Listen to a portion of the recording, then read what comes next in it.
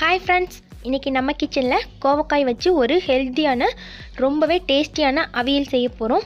கோவக்காய் நிறைய பேத்துக்கு பிடிக்காது, அது எப்படி இருக்குமோன்னு தெரிஞ்சுட்டு நிறைய பேர் சாப்பிடாம கூட இருப்பீங்க. இதே மாதிரி ஒரு அவியல் செஞ்சு பாருங்கள், ரொம்ப சூப்பராக இருக்கும், எல்லாருக்குமே ரொம்ப பிடிக்கும். இது வரைக்கும் தமிழ் ஃபன் சேனலை சப்ஸ்கிரைப் பண்ணாத நண்பர்கள் சப்ஸ்கிரைப் பண்ணிக்கோங்க. அப்படியே பக்கத்தில் இருக்க பெல் ஐக்கனை கிளிக் பண்ணிடுங்க. 1/4 கிலோ கோவக்காய் சுத்தமாக கழுவிட்டு இந்த மாதிரி நைஸாக கட் பண்ணி வச்சுக்கோங்க. கோவக்காய் உடம்புக்கு ரொம்ப ஹெல்த்தியான விஷயங்க. இப்போ இருக்க குழந்தைங்கள்லாம் வந்து இதெல்லாம் சாப்பிடவே மாட்டாங்க. இந்த மாதிரி அவியல் செஞ்சு பாருங்கள், சூப்பராக இருக்கும், எல்லாருமே சாப்பிடுவாங்க. இப்போ இந்த அவியலுக்கு நம்ம ஒரு மசாலா அரைச்சிக்கலாம். அதுக்கு அரை மூடி தேங்காய், பாதி அளவு தேங்காய் எடுத்துக்கோங்க. ஒரு பச்சை மிளகாய், 1 டேபிள் ஸ்பூன் ஜீரகம். இப்போ நம்ம 3ஐயும் சேர்த்துட்டு மிக்ஸி ஜாரில் சேர்த்து நைஸாக அரைச்சி எடுத்து வச்சுக்கலாம்.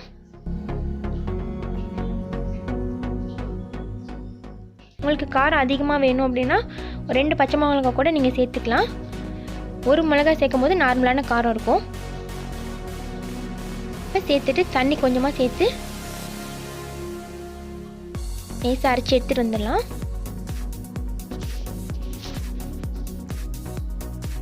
இதை அப்படியே பவுலுக்கு மாற்றி வச்சுக்கலாம்.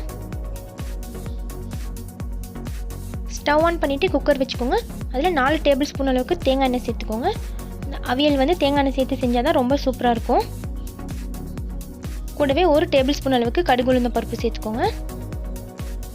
கொஞ்சமாக பெருங்காயம்,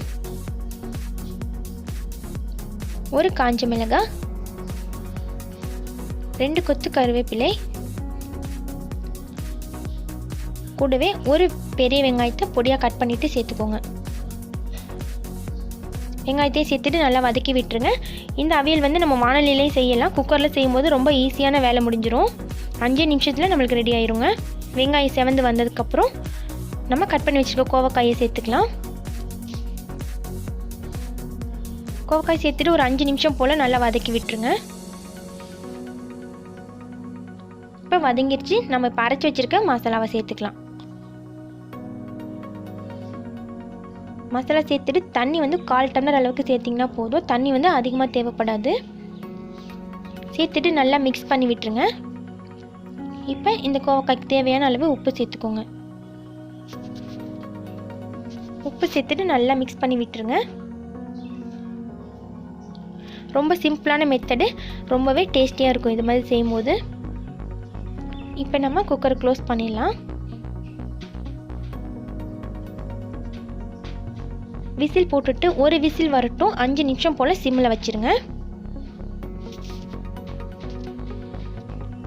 இப்போ 5 நிமிஷம் சிம்மிலுக்கு அப்புறம் ஓப்பன் பண்ணி பார்க்கலாம். இப்போ காய் சூப்பராக வெந்து வந்திருக்குங்க. காய் குழஞ்சி போகாமல் நல்லா கரெக்டாக வெந்து வந்திருக்கு. இப்போ இதில் லைட்டாக தண்ணி இருந்துச்சு அப்படின்னா நீங்கள் இந்த தண்ணி வந்து சுண்ட வச்சுருங்க. ஸ்டவ் ஆன் பண்ணிவிட்டு இந்த அளவுக்கு ட்ரையாக இருக்கணும். இப்போ இது கூட 100 ml-லேருந்து 150 ml வரைக்கும் தயிர் தேவைப்படும். கெட்டியான தண்ணி இல்லாத கெட்டியான தயிராக சேர்த்துக்கோங்க. தயிர் சேர்க்கறதுக்கு முன்னாடி ஸ்டவ் ஆஃப் பண்ணி வச்சுட்டு தயிர் சேர்த்துக்கோங்க.